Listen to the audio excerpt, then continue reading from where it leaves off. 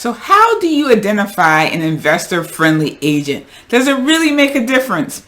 Hi, I'm Veronica Woods, and if you're new to this Real Estate Wisdom channel and you want to keep more money in your pocket when you're either buying or selling real estate, you want to go ahead and hit the subscribe button and that notification bell so that you'll know when the next video is published.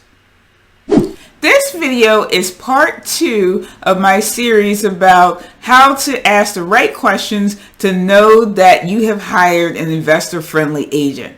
In part 1 of the video, I cover 3 questions that you should ask, and I have 2 more for this video. Now, this topic is really important to me because I want to emphasize that, especially as a newer investor, what you really need is an advisor, not a tour guide. So yes, you need someone that's going to help you facilitate access to look at properties, but it's probably more important that you have someone by your side that can help you distill all the information that you can find online so that you're really making smart decisions. You want to have someone that can help you avoid what I like to call 5 or 6 figure mistakes, because making those kind of costly mistakes takes away from the timeline that you will have to go through to build wealth. So in this video, we're going to jump right into the next 2 questions. So question number 4 is, what is their response when you say the numbers have to work? Do you get a blank stare or a really long pause? Either one of those things will be a red flag that you're talking to the wrong person. Or do you get oh yeah, of course, but then they continue to talk to you about properties that the numbers would only work if you moved in it yourself and you had no intention of living in your investment property. The best response is really asking you back, how do you define the numbers working? When I hear that from a client, I start asking questions about their financial goals, because ultimately I want to get to them to a point where they're quantifying what the numbers work means so we both can recognize it. Maybe it's the numbers work when you make at least $200 a month in cash flow per unit. That's, for example, that number is arbitrary, but at least everyone is on the same page about how the numbers work. In order to make sure you're crunching the right numbers, the assumptions are really critical.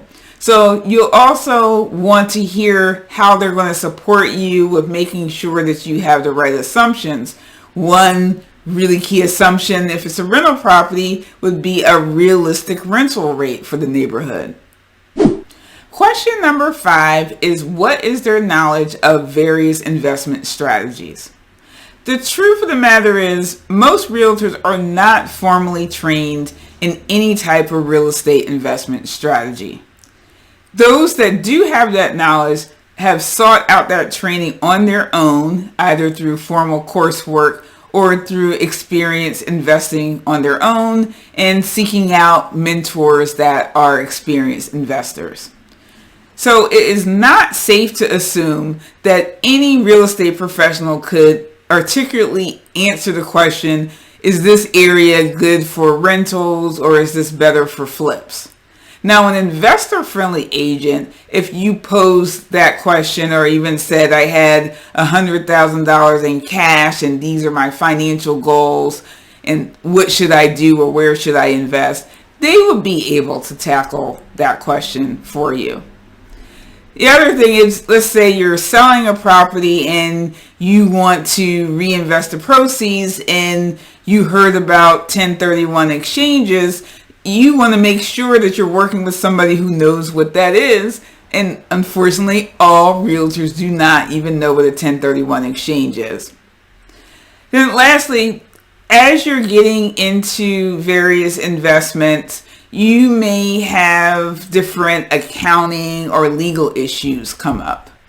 You'll want to be working with someone that has resources who are expert in those special situations to link you up so that you're getting ahead of the curve when these kind of situations happen, as opposed to handling things after the fact, which most likely will cost you money.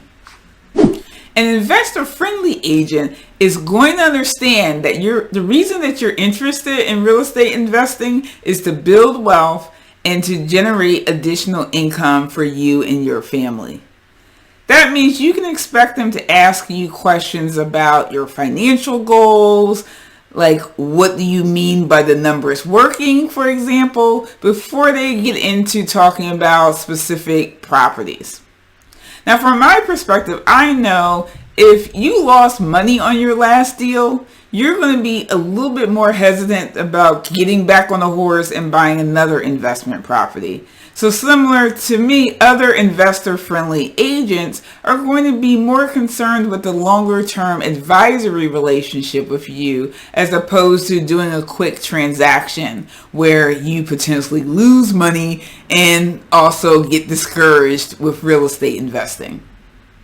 Now, if you're considering buying a multifamily property as part of your wealth strategy, you'll want to check out the video that's appearing on the screen now.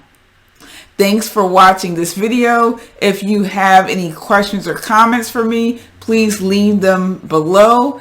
And as always, happy investing.